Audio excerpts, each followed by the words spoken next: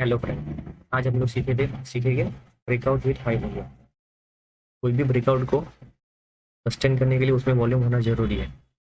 Volume रहेगा तभी वो ब्रेकआउट सस्टेन कर पाएगा। फिर हम लोग सीखेंगे कोई भी स्टॉक ऊपर गया, रिट्रेस हुआ, ऊपर गया, रिट्रेस हुआ, ऊपर हो गया, बाद में एक टाइम पीरियड के लिए पर्टिकुलर कंसोलिडेट कर रहा है और बाद में उसमें ब्रेकआउट देगा विथ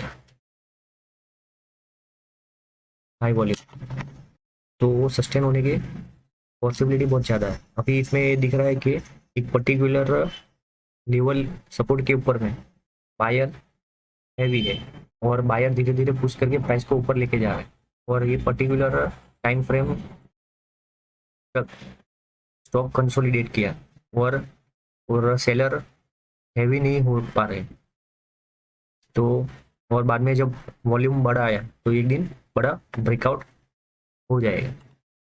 ऐसे स्टॉक में एंट्री लेनी चाहिए, उसमें सस्टेन होने की पॉसिबिलिटी ज़्यादा रहेगी। और हम लोग अभी सीखेंगे प्रैक्टिकल के साथ में मल्टीपल एग्जांपल दिखेंगे, तो आप वीडियो एंड तक देखिए और मेरे चैनल को लाइक और सब्सक्राइब कीजिए ऐसे अच्छे कंटेंट के लिए। अभी ये स्टॉक में दिख रहा है कि काफ़ी टाइम तक कंसोलिडेट हुआ, बाद में वॉल्यूम बड़े बार आए और ब्रेकआउट हो गया। अभी इसमें ये स्टॉक में सीखने वाला चीज़ ये है कि एक तो ये स्टॉक में ठीक है, ये ट्रेंड लाइन का ब्रेकआउट किया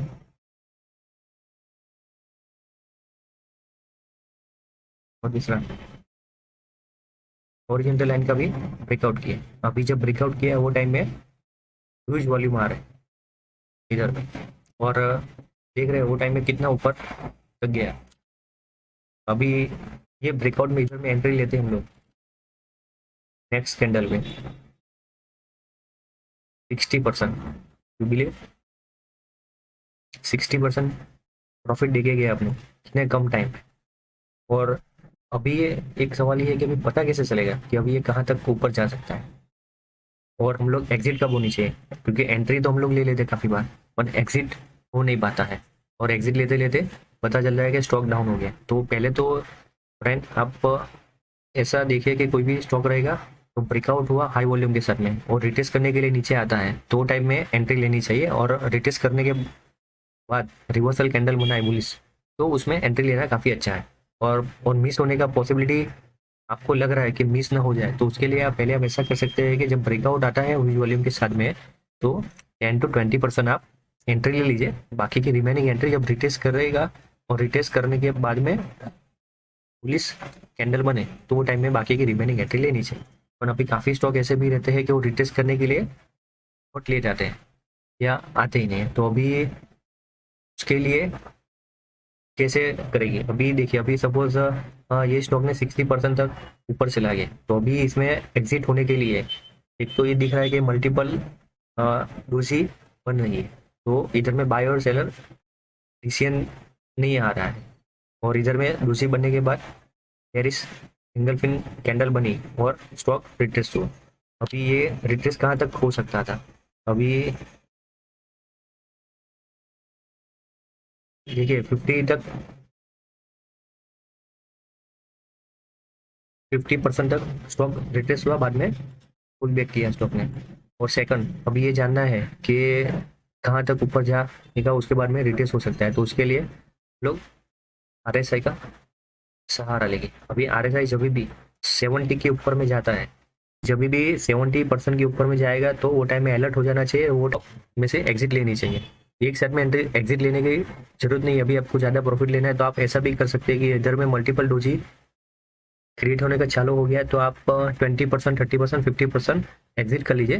बाकी ये जब बेरिश कैंडल मिले और इधर में भी रिवर्सल दिख रहा है, आरएसआई डाइवर्जन रिवर्स दिख रहा है, ये दिख रहा है, ये टाइम में स्टॉक का प्राइस था 600 और 93 आरएसआई है और इधर स्टॉक अराउंड 640 है और आरएसआई 90 आ गया, तो ये रिवर्सल डाइवर्जन है। अभी ये आरएसआई नीचे जा रहा है और स्टॉक ऊपर जा रहा है, इसका मतलब कि स्टॉक का स्ट्रेंथ कम हो रहा है।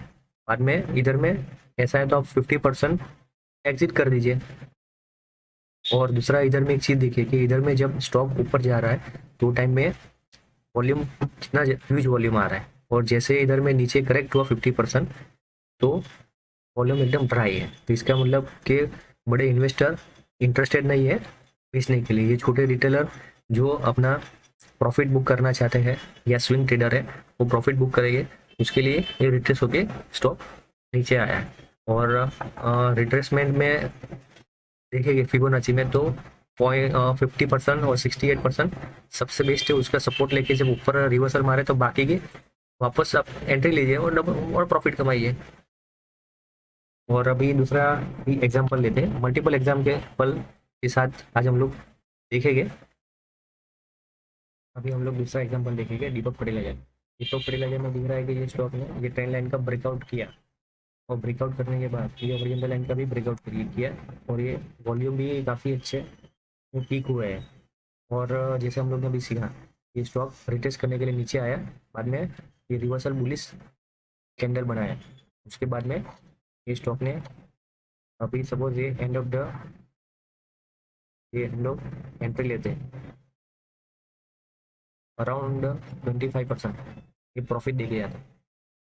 तो हम लोग ने अभी जैसे सीखा कि अभी एंट्री तो बन गई और एग्जिट के लिए ये RSI का सहारा लेंगे। अभी RSI दिख रहा है कि इसमें 70 के ऊपर में गया तब ओवर ओवरआउट पोजीशन में आ गया।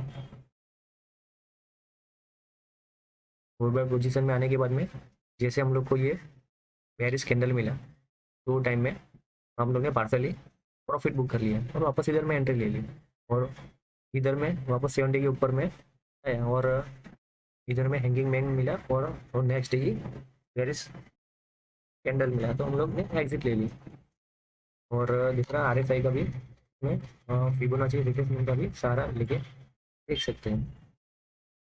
अभी इसमें स्विंग हाई का जो अपना 50% स्टॉक रिट्रेस हुआ, अभी इसमें वापस अभी एंट्री लेनी चाहिए, अभी एंट्री नहीं लेनी चाहिए, अभी 550 के ऊपर में जाएगा। अभी कभी भी रिट्रेसमेंट का देख लीजिए, अभी सबसे बेस्ट पॉइंट 38%, 50% और 61% तक स्टॉक रिट्रेस होता है। उसके बाद में अभी सपोज समझ लीजिए कि पॉइंट ये 50% के पास सपोर्ट लिया है, तो इमीडिएट एंट्री नहीं लेनी चाहिए। नेक्स्ट जो रेजिस्टेंस है उसको ब्रेकआउट दे, उसके बाद में एंट्री लेनी चाहिए। और RSI भी इधर में दिख रहा है कि नेगेटिव डाइवर्सन है और स्टॉक प्राइस ऊपर ट्रेंड में जा रहा है। अभी एक और 2-3 एग्जांपल और देखेंगे।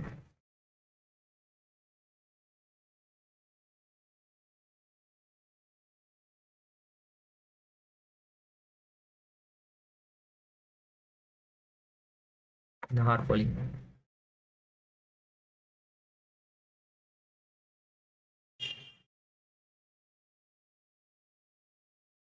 इसमें बड़ा रेजिस्टेंस लेवल इसने ब्रेक किया इधर में, वो भी ह्यूज वॉल्यूम के साथ में।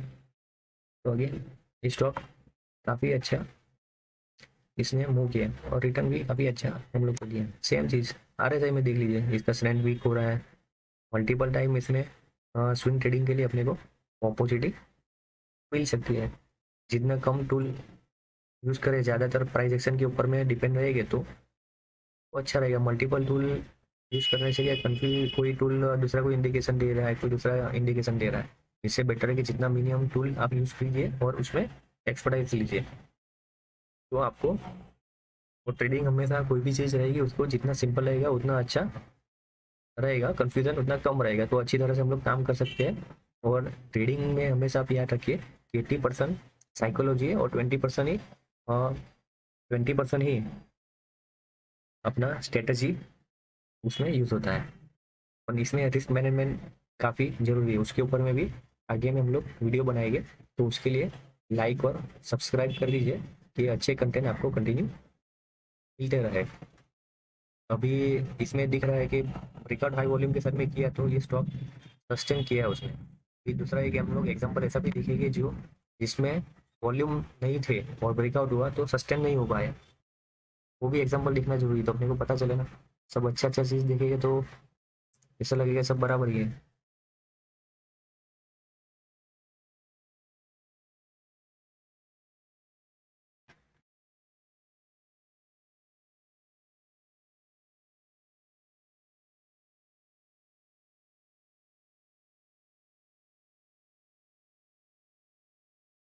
अभी ये इसमें देखिए, अभी ये स्टॉक में इधर में हाई रेजिस्टेंस था, तो उसका ब्रेकआउट किया।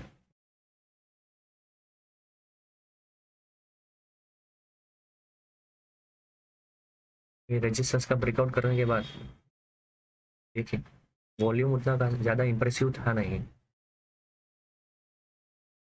बराबर अभी इसमें देखते हैं कि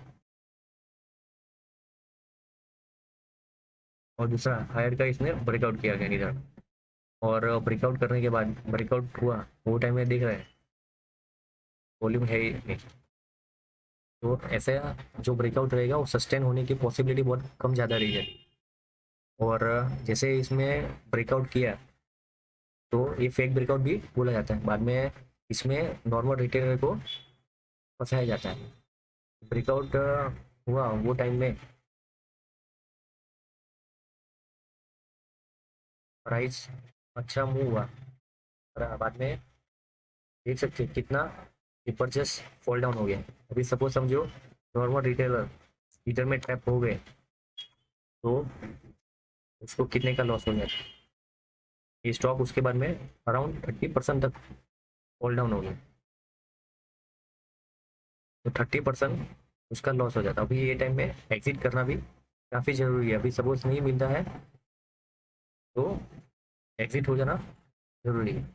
और इसमें दिख रहा है आरएसआई ऊपर तक गया भी नहीं, और इधर का ये पॉइंट का आरएसआई और ये हायर पॉइंट का आरएसआई 65% ही है। ये नेगेटिव डाइवर्सन कर रहा है। क्लियरली उधर से भी हम लोग को पता चल जाता है।